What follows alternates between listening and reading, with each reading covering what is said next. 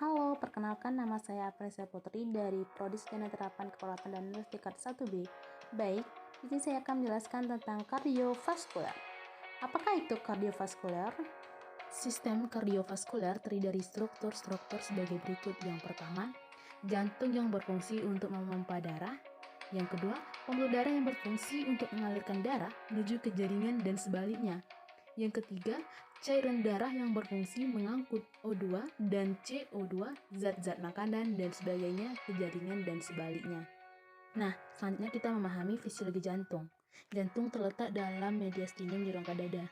Jantung sebagai organ pemompa darah, pembuluh darah sebagai penyalur darah ke jaringan.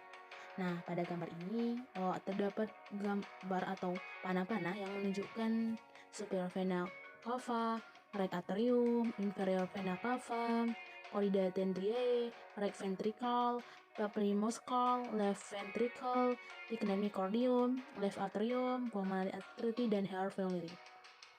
Jantung kita ini memiliki bagian yang sangat penting, yaitu yang pertama atrium kanan, yang berfungsi tempat penyimpanan darah dan sebagai penyalur darah dari vena-vena sirkulasi sistematik ke dalam ventrikel kanan.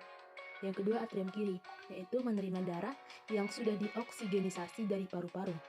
Yang ketiga ventrikel kanan, yaitu menerima darah dari atrium kanan dan selanjutnya yang disalurkan nanti ke paru-paru. Yang keempat, ventrikel kiri, yaitu memompa darah yang kaya O2 oksigen, kemudian dipompa ke aorta dan organ tubuh kita. Nah, jantung itu juga mempunyai katup loh, yaitu ada 4 katup jantung yang berfungsi mempertahankan aliran darah searah melalui bilik-bilik jantung. Yang pertama itu atrioventricularis, yaitu memisahkan atrium dengan ventrikel. Arteris cuspidalis yang terletak antara ventrikel dan atrium kanan. Mitralis bicuspidalis memisahkan atrium dan ventrikel kiri. Katup semilunaris yaitu memisahkan arteria pulmonaris dan aorta dari ventrikel yang bersangkutan. Katup aorta terletak antara ventrikel kiri dan aorta. Katup pulmonalis ventrikel kanan dan arteria pulmonalis. Sirkulasi sistemik. Sirkulasi sistemik merupakan sirkulasi darah yang mencakup seluruh tubuh. Sirkulasi ini berlangsung ketika darah yang bersih mengandung oksigen mengisi serangan kiri melalui vena pulmonalis. Setelah itu dia melepaskan karbon dioksida yang ada di paru-paru.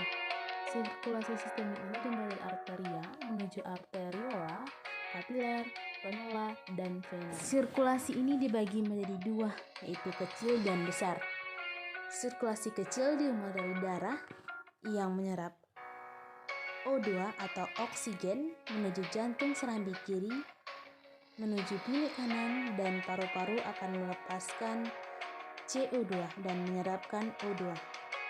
Sirkulasi besar dimulai dari darah, O2, serambi kiri, menuju bilik kiri dan aorta dan organ tubuh.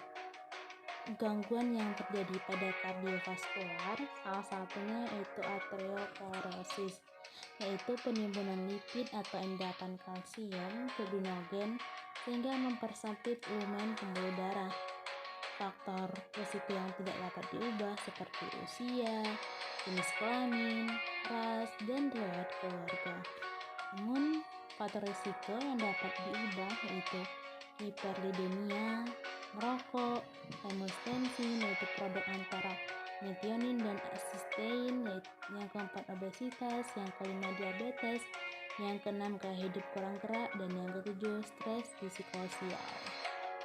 Terima kasih, sampai jumpa kembali, dadah.